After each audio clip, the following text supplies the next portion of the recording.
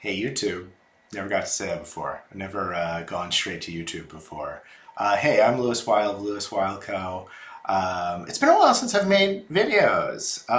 Since the last time I've done it, I've had a baby, grew some hair, lost some hair, and it just changed about everything in my life. And I actually wasn't planning on making videos anymore, but I just can't help myself. There's always stuff going on in the financial world, and I don't always see, what I think about it reflected in the think pieces and reactions that are going around. So I wanted to share one today in particular.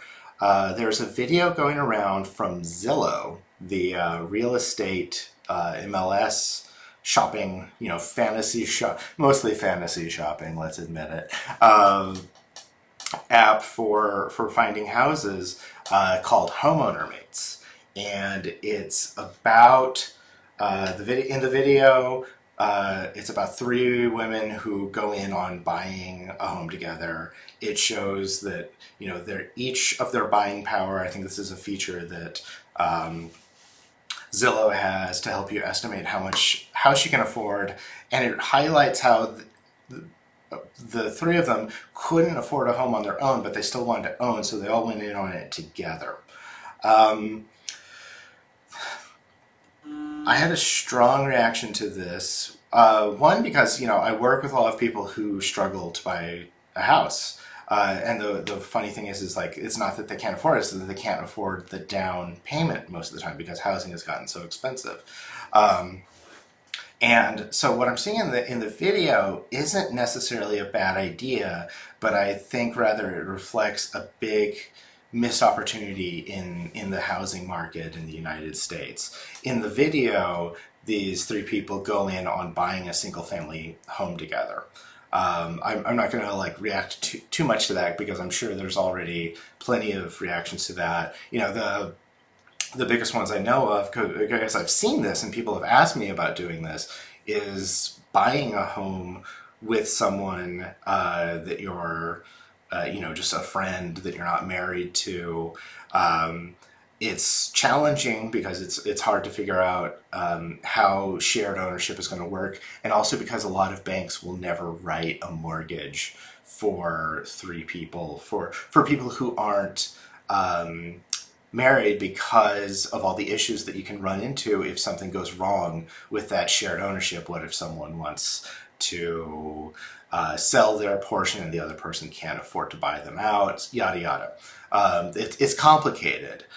So I can't even think of any time where someone's done, not to say it can't be done, but I can't think of a time where it's actually successfully gone through. And looking into this video, I thought maybe Zillow had cracked the code, or were underwriting these loans, and as far as I could tell, they weren't. That this was just a marketing video. Sorry if I'm wrong, but I dug around and I couldn't find anything. But I wanted to highlight it and talk about this because I just think that there's such a massive opportunity that is being missed.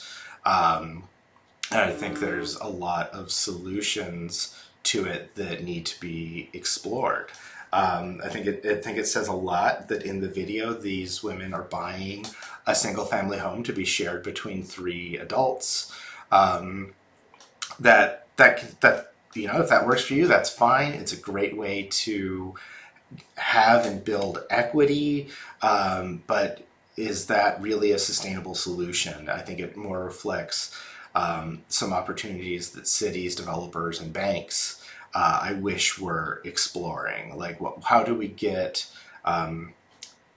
homeownership and equity for people for whom a single family home isn't the right fit for them, especially at that time in their lives. I think can be very important to be building equity. I do work. Not everybody, but I do tend to work people towards homeownership because it's important for long-term planning to know your housing situation. And if you're a perpetual renter, it means that there's just a big question mark over your ability to plan.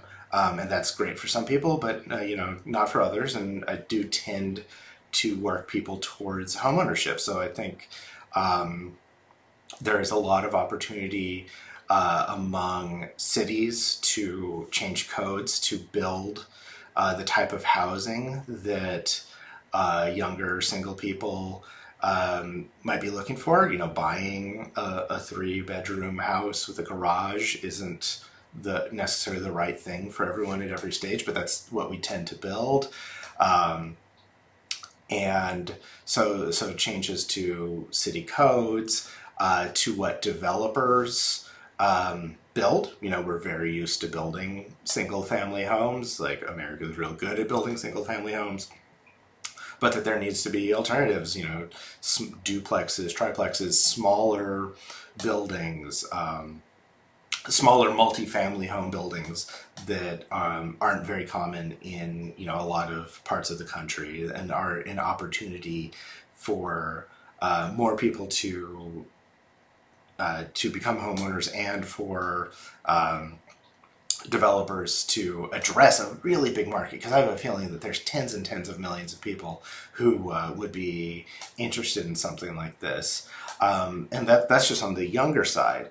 I've had a lot of people who've wanted to build or buy a multifamily property for other reasons. A lot of times, you know, people who are getting older, you know, maybe childless, maybe not. I'll say a lot of times it's people who didn't have kids and want to, you know, have their chosen family, their friends and loved ones close by, and wish that they could all go in on buying a property, a community property together, so that they can live and grow and age together. And this is, again, something I've tried to help people explore, but this was just not built for it. So I just bring it up because I think there is a large market for this, and, you know, it's not something that I'm in a position. You know, I'm an advisor. I'm not a developer. I'm not a city. I'm not a bank. But if we can find ways to underwrite these loans for developers to be incentivized to build these kinds of properties, and to build the legal structures and opportunities for it, and for cities to recognize it, I think it is a just massive opportunity. I would be really curious if anyone knows places that are doing good work with this. I've seen some, you know, housing co-ops and people going in together, but not a lot of it. So if there's any developers that specialize in it, any cities who've done a really good job with their code, any banks who have figured out how to capitalize these projects, or alternative funding structures, I'd be curious, because I can't tell you how many times I've had people who've wanted structures like this. And I think this Zillow video is evidence of people wanting this, of people adapting the single family home to being multifamily housing in a way that it wasn't intended to, and I think, you know, has some issues that make it harder to do because it's shared space, and it makes shared decision making and funding a challenge. So I think the fact that Zillow felt compelled to make this video and market to this audience says a lot. But I think that the solution isn't just you know, becoming homeowner mates, as the video put it, but also finding and taking advantage of opportunities.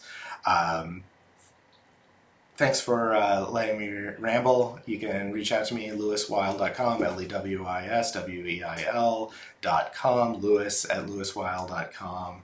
I'm really curious, or drop it in the comments. This is a really interesting and big opportunity, and I'd be curious to hear who are the creative people and companies that are taking advantage of this market, and helping people build home ownership and equity. I have other thoughts, like there should be, you know, REITs that specialize in this, or that people should, real estate investment trusts, that people should be able to get into and build equity in other ways. But that's for another video, another time. Anyway, thanks for listening. Drop your thoughts in the comments or send me messages. I think it's a really interesting space. Thanks for watching.